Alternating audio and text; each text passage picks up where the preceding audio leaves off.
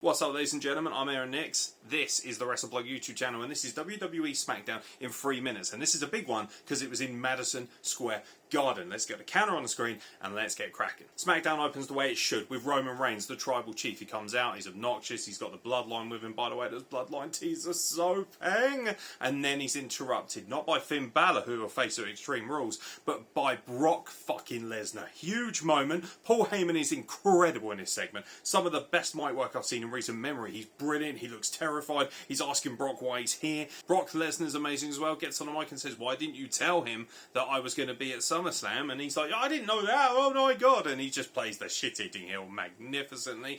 Both guys square up, Roman Reigns bails out, and the poor Usos get the shite kicks out of him, get taken to Suplex City. 2 dirty thumbs up. This was a massive, massive moment, and honestly, what an incredible way to open up SmackDown, which is easily the best wrestling show WWE has. 5-on-5 tag team wrestling, don't really care, a lot of the jobbers, a lot of the mid-card guys, but Big E picks up the win. That's good enough for me. The only other thing of note which I loved was Trey Young was at ringside. Now, Trey Young is an Atlanta Hawk basketball player, and he rather famously basically stitched up New York, and of course this was in New York. The trolling continued, the crowd were nuclear enraged by the sight of this guy, and then he has the nerve to interject during the match and choke out Rey Mysterio and get tossed. It was so well done. Kudos. WWE. I don't always like their celebrity stuff, but using this guy was genius. The crowd were already red hot at him because he's like, oh, I hate you, you're a rival of one of our sports stars. And for the British people watching who may not understand, this was essentially the same as a footballer leaving your team and then coming back and basically bragging about it in front of your own crowd. Heel Becky Lynch and babyface Bianca Belair signed their contract for the upcoming title match at Extreme Rules. Not really much to say here, but the segment itself was really well done. It was very well polished. It didn't go on forever. Becky comes out in a ridiculously over-the-top giant jacket, and she works so much better as a heel. It's a match for the purists now. Seth Rollins versus Edge. It was absolutely fucking amazing, as it always is. Seth Rollins picks up the win as we kind of expected after losing at WrestleMania.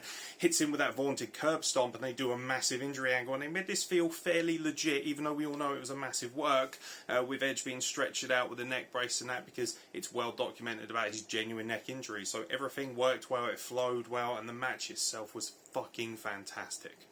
The main event of the show was something that I was also extremely excited about. My favourite tag team in the world, the Usos, defending their tag titles against the Street Profits. It was fucking fantastic. However, Roman Reigns, he's got a lot to think about. He's nervous. He comes down. He interjects himself in the match by choking out poor Montez Ford, who, by the way, Montez Ford sold that guillotine joke like he legitimately was going to die. That guy is a pro like no other.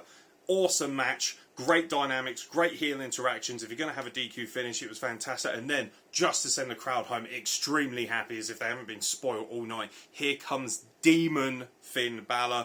Incredible, blew the roof off the place. Feels like years legitimately since we saw him as the Demon, and this is a great use of it because he needs to channel the Demon to have any real shot of beating the Tribal Chief at Extreme Rules. That title match is going to be amazing, and whether you like WWE or not, you can't deny this was an excellent show. The pay-per-view at Extreme Rules is absolutely stacked, and that's pretty much all I have to say. SmackDown was awesome this week. I tell you what, it's been hard to follow up what AEW did at All Out, particularly with Dynamite following up really well as it did, but this was the perfect answer. This is exactly why SmackDown is the A show for WWE, and it proved that it can hang with anything. It had all the star power, it had celebrity power, and all the storylines and everything was booked so beautifully and so professionally. There was very little that I could even possibly whinge about. I didn't even have to worry about Boogs giving me a fucking headache because he didn't have a ridiculously over-the-top entrance like it normally does. By the way, shout out to Sami Zayn being an absolutely obnoxious dickhead, wearing the full New York gear and banging on about how much he loves New York, and then bringing out